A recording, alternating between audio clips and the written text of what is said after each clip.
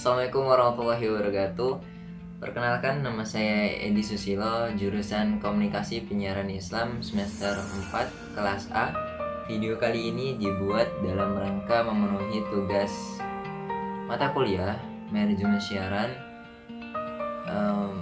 membuat video pembelajaran terkait modul manajemen media massa yang telah dibagikan oleh dosen mengaku.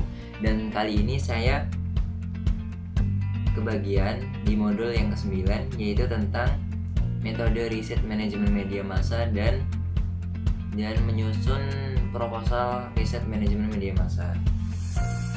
Langsung saja ya.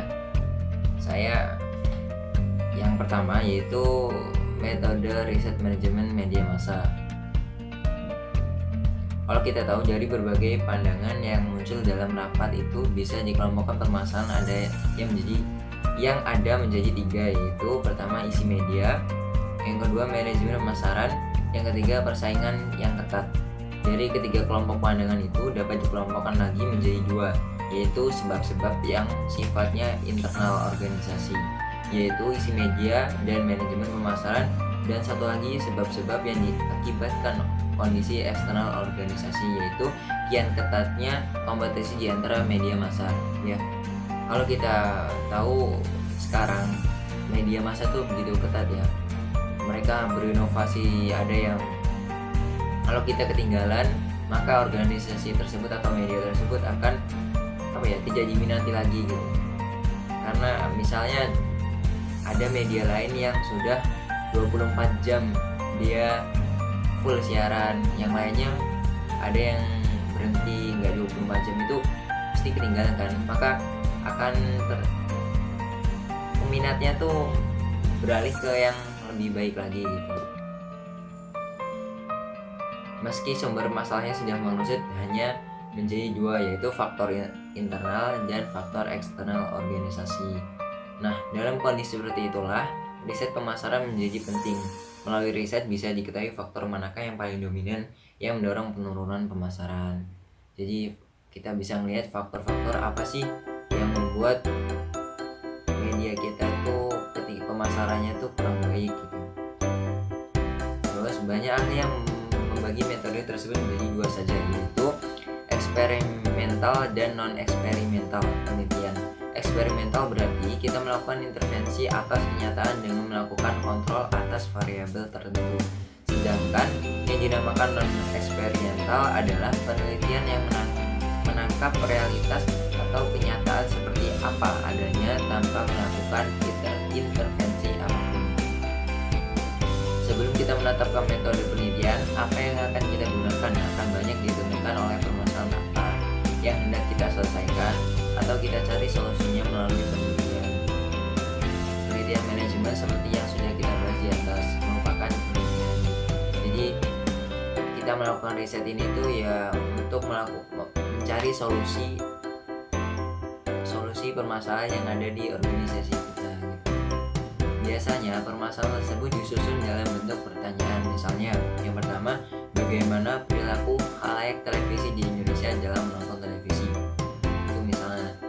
Dan 2, bagaimana sistem operasi untuk produksi siaran di stasiun radio, bagaimana sistem operasinya. Terus yang ketiga, apa perbedaan antara pemasaran dengan pemanfaatan distribusi melalui agen koran dan saluran distribusi yang dibangun sendiri oleh perusahaan koran. Langkah berikutnya yaitu tentu harus mengidentifikasi dari mana bisa diperoleh informasi dan data yang kita perlukan. Ya, kita juga bingung kan, kita sudah buat persiapan tapi kita nggak tahu langkah berikutnya apa, maka kita harus mencari informasi dan data yang kita perlukan tadi. Terus langkah lain yang kita lakukan dalam melakukan penelitian adalah dengan menyusun instrumen pengumpulan data tadi. Instrumen pengumpul data yang dipergunakan akan disesuaikan dengan kebutuhan.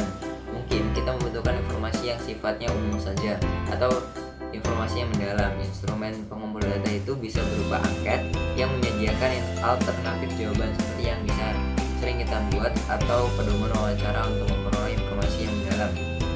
Bisa juga dalam bentuk pedoman studi dokumen untuk menggali informasi sekunder. Dengan demikian, pada umumnya instrumen riset yang digunakan meliputi angket, pedoman wawancara, dan pedoman studi dokumen.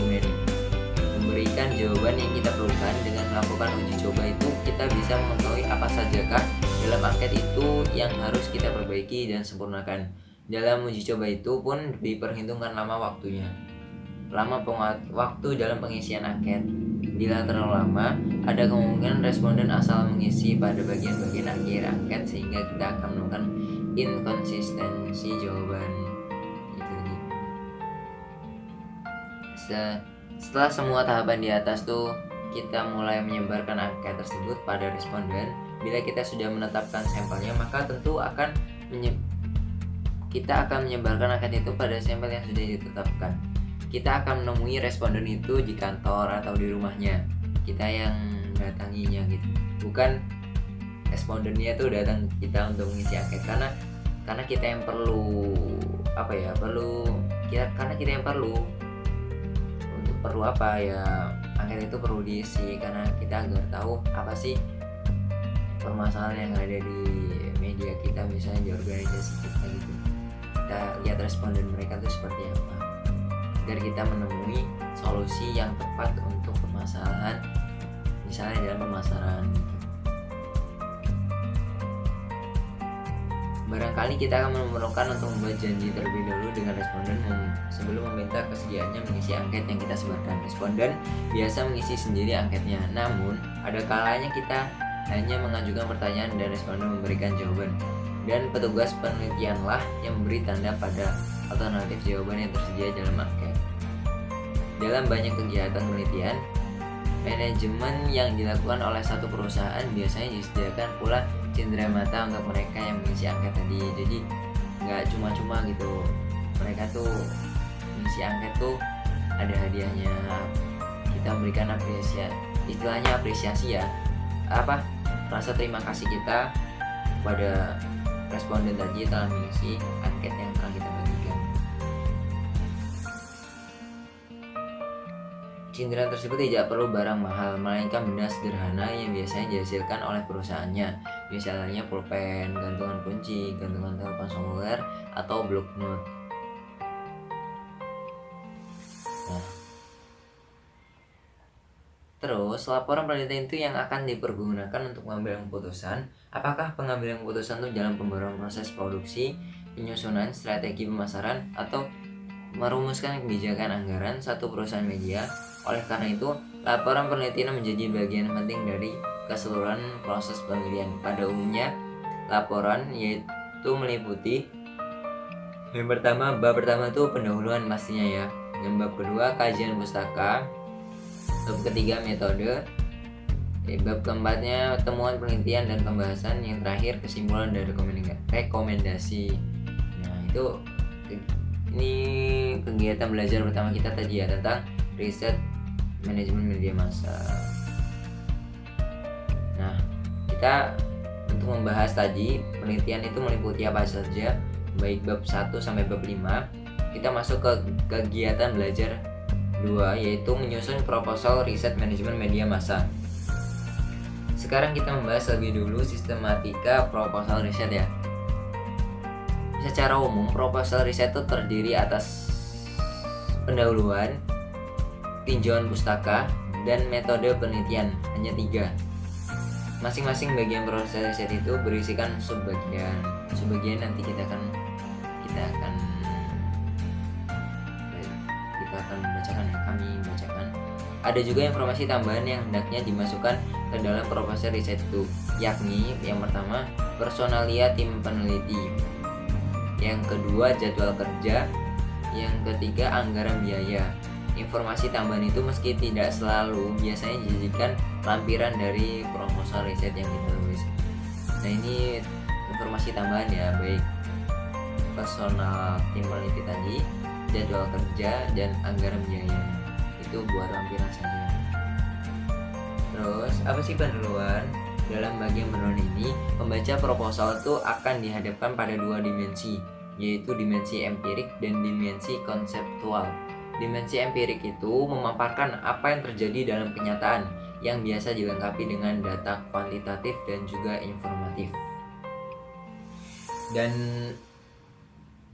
apa sih subbagian dari pendahuluan? Ya pasti kalian sudah tahu lah, pasti ya ada latar belakang. Latar belakang tuh dituliskan data dan informasi empirik. Misalnya, bila kita akan menunjukkan terjadinya penurunan jumlah pendengar dengan menyebutkan jumlah telepon masuk pada acara tersebut yang menurun dari rata-rata 12 penelepon per acara pada 3 bulan sebelumnya menjadi 9, 7, dan 8 panggilan telepon masuk pada bulan berikutnya dan bulan sekarang. Biasa juga disertai dengan jumlah slot iklan yang terjual dari rata-rata 10 menit per jam menjadi hanya 4 menit per jam. Jadi kita tuh menyebutkan jumlah pendengar dan menyebutkan jumlah telepon tadi ya, baik bulan ini dan bulan yang akan datang ada penurunan atau peningkatan.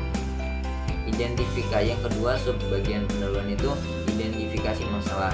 Permasalahan yang dikemukakan dalam sebagian latar belakang itu kemudian dirinci pada subbagian identifikasi masalah. Biasanya pada identifikasi masalah itu ditulis terlebih dahulu masalah pokoknya, misalnya mengapa terjadi penurunan jumlah pendengar pada saat terjadi peningkatan rata-rata jumlah pendengar secara rasional. Iya, memang kita inilah yang sesungguhnya kita namakan sebagai perumusan masalah. Melalui identifikasi masalah ini kemudian masalah pokok tadi dirinci ke dalam beberapa masalah atau yang bisa dinamakan submasalah. Terus yang ketiga, tujuan dan kegunaan penelitian. Ini masih dalam bagian sub pendahuluan ya. Dalam menuliskan tujuan penelitian, kita biasanya mengubah kalimat pertanyaan pada masalah penelitian dan submasalah menjadi kalimat pernyataan. Perubahan bentuk kalimat tersebut dilakukan dengan mengganti kata tanya, seperti seberapa besar, apa, dan sejauh mana dengan kata-kata yang mengetahui untuk mengungkapkan dan untuk menjelaskan. Jadi bagian sub ini tuh kita tuh membuat kalimat tersebut tuh untuk mengganti kata tanya ya, agar kata-kata tanya tersebut tuh supaya kita tuh mengetahui gitu tujuan dari penulisan proposal tersebut, riset tersebut ya, maksudnya. Misalnya seperti seberapa besar, apa, dan sejauh mana dengan kata-kata sejauh mana, apa, pokoknya kalimat tanya.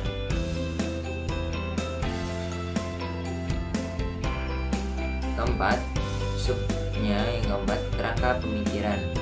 Jadi dalam kerangka itu kita menggambarkan komponen proses dan tahapan yang akan kita lakukan untuk mencapai tujuan. Kerangka pemikiran ini pun biasanya mengacu pada konsep atau teori yang sudah ada. Teori itu kita jadikan sebagai landasan untuk memecahkan masalah. Yang kedua, kita masuk ke bab tinjauan pustaka. Tinjauan pustaka itu ada juga yang menyebutkan studi pustaka atau studi literatur yang dasarnya merupakan bagian dari upaya kita untuk menemukan solusi permasalahan yang dihadapi. Yang pertama subnya itu kajian teori. Kajian teori merupakan bagian khas dari masyarakat ilmiah. Kita tahu fungsi teori adalah menjelaskan, menguraikan, meramalkan ringkasnya. Teori akan kita pakai adalah menjelaskan, adalah membaca data sehingga kita bisa memahami apa yang sesungguhnya terjadi dan apa yang harus kita lakukan. Maaf ya tadi kepotong karena charger batunya minta dicas lagi, seperti iman kita harus dicas ya. Lanjut saja ya. Kita ke sub 2 ya, yang bagian bab tinjauan pustaka, yaitu hasil penelitian sebelumnya. Berkaitan dengan tinjauan pustaka ini adalah menelaah atau mengkaji hasil-hasil penelitian serupa yang sudah dilakukan sebelumnya. Kita melakukan kajian ini untuk memperoleh informasi apa yang dilakukan orang lain dalam memecahkan permasalahan serupa. Jadi kita tuh mencari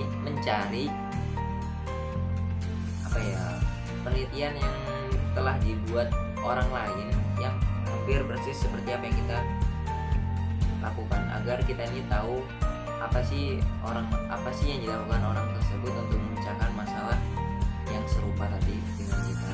Itu sih tujuannya. Yang ketiga, bab ketiga itu metode penelitian. Pada dasarnya metode penelitian ini akan berkaitan dengan bagaimana data diperoleh dan bagaimana data itu dibaca atau dikaji. Yang pertama, populasi dan sampel. Yang kedua, teknik pengumpulan data. Yang ketiga, teknik analisis data. langsung kita masuk ke bab 4 ya, yaitu lampiran. Pada bagian lampiran proposal riset biasanya dicantumkan juga tadi kan udah kita baca di atas, yaitu ada personalia yang terlibat, ada juga nama personal yang terlibat, dan ada pula yang hanya menyebutkan keahlian yang dimiliki oleh anggota tim. Proposal riset pada dasarnya hanya usulan untuk melakukan riset dengan menuliskan apa yang hendak kita teliti, akan mendorong kita untuk melakukan pendalaman, manajemen, dan memfokuskan riset yang akan kita lakukan. Oleh sebab itu, proposal riset itu harus disusun dengan terlebih dulu melakukan diskusi dan kajian kepustakaan. Dalam tulisannya, proposal riset itu biasanya mengandung data dan informasi yang bisa dipertanggungjawabkan secara ilmiah. Proposal riset itu akan terdiri atas pendahuluan yang menggambarkan kenyataan empirik dan konseptual serta kesenjangan yang terjadi di antara keduanya yang merupakan permasalahan yang hendak kita pecahkan. Tujuan yang hendak kita capai yaitu kegunaan yang bisa diperoleh dan kerangka pendidikan atau kerangka kerja yang kita gunakan dalam melakukan riset. Yang kedua, kajian pustaka yang mengungkapkan teori-teori yang dipergunakan dan hasil penelitian sebelumnya yang terkait dengan permasalahan yang akan diteliti. Yang ketiga, metode penelitian yang menjelaskan bagaimana data diperoleh dan bagaimana data tersebut dianalisis dan ditafsirkan. Yang terakhir, lampiran yang mengemukakan personal yang setelah mempelajari modul terakhir untuk mata kuliah ini, kita tuh akan mempelajari modul ini itu diharapkan bisa untuk menyusun proposal riset menjadi masa mempersiapkan semua ahli dalam melaksanakan masa